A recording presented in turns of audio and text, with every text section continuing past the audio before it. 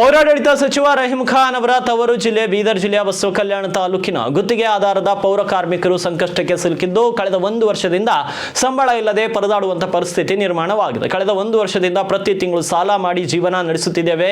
ಮಕ್ಕಳಿಗೆ ಶಿಕ್ಷಣ ಕೊಡಿಸಲು ಆಗುತ್ತಿಲ್ಲ, ಬಟ್ಟೆ ಕೊಡಿಸಲು, ಹಬ್ಬ ಜಾತ್ರೆಗಳು ಸಂಭ್ರಮಾಚರಣೆ ಮಾಡಲು ವಿಪರೀತ ಕಷ್ಟವಾಗುತ್ತಿದೆ.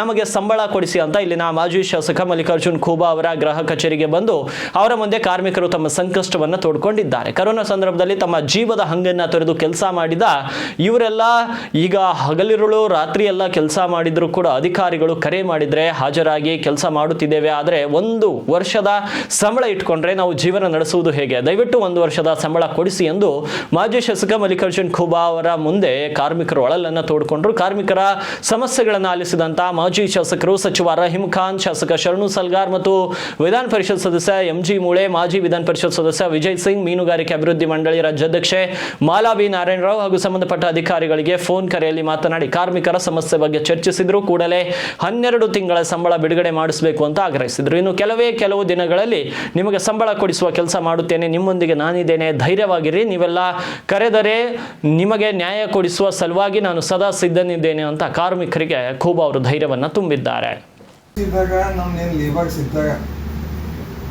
ಅವ್ರು 82 ಮಂದಿದು 1 ವರ್ಷದಿಂದ ಸ್ಯಾಲರಿ ಆಗಿಲ್ಲ. 1 ವರ್ಷದಿಂದ ಆಗಿಲ್ಲ ಲೇಬರ್ದವರು. ಈಗ ನಾ ಚೆಕ್ ಮಾಡದ, ನಿಮ್ಮ ಪಿ ಡಿ ಅವ್ರಿಗೆ ಮಾತಾಡ್ದ, ಡಿ ಸಿ ಮೇಡಮ್ ಅವ್ರಿಗೆ ಮಾತಾಡ್ದ, ಪ್ಲಸ್ ಅವ್ರ ಚೈಲ್ಡ್ ಎ ಡಿ ಆಗ ಹೋಗು ಅವ್ರಿಗೆ ಮಾತಾಡಿದಾಗ ಅವ್ರೇನಲ್ಲದಾಗ ಬಾಲ್ಕಿದಾಗ ಒಂದು 8 ಮಂದಿದು ಏನು 10 ಮಂದಿದು ಅಲ್ಲಿ ಭೀ 1 ವರ್ಷದಿಂದ ಪೆಂಡಿಂಗ್ ಅದ ಅಂತ 4 ಮಂದಿದು. ನೋಡ್ರಿ, ನಮಗೆ ಅಲ್ಲಿನ ಭೀ 4 ಕ್ಲಿಯರ್ ಮಾಡಿಸ್ರಿ, ಬಸ್ಸು ಕ್ಲಿಯರ್ ಭೀ ಕ್ಲಿಯರ್ ಮಾಡಿಸ್ರಿ. ಒಂದು ಬಗ್ಗೆ ಏನು ನನ್ನ ರಿಕ್ವೆಸ್ಟ್ ಏನಿದೆ ಪ್ರದೀಪ್ರಿಗೆ, ಇವಾಗೀಗ 1 ತಿಂಗಳು ತಗೋರಿ, ಅರ್ಧ ತಿಂಗಳು ತಗೋರಿ ಅಂದರೆ ತಪ್ಪಾಯ್ತು. ಟೋಟಲ್ ಅದನ್ನೇ 17 ಲಕ್ಷ ರೂಪಾಯಿ, ಏನು ದೊಡ್ಡ ವಿಷಯ ಇಲ್ಲ. ಅವಾಗ ಟ್ಯಾಕ್ಸ್ ಅದ, ಎಲ್ಲ ಅದ. ಒಂದು ಮಿನಿಟ್ದಾಗ 17 ಲಕ್ಷ ರೂಪಾಯಿ ಕೊಡ್ತಾರೆ ಅವ್ರು, ಅದ್ರದ್ದೇನು ದೊಡ್ಡ ವಿಷಯನೇ ಇಲ್ಲ.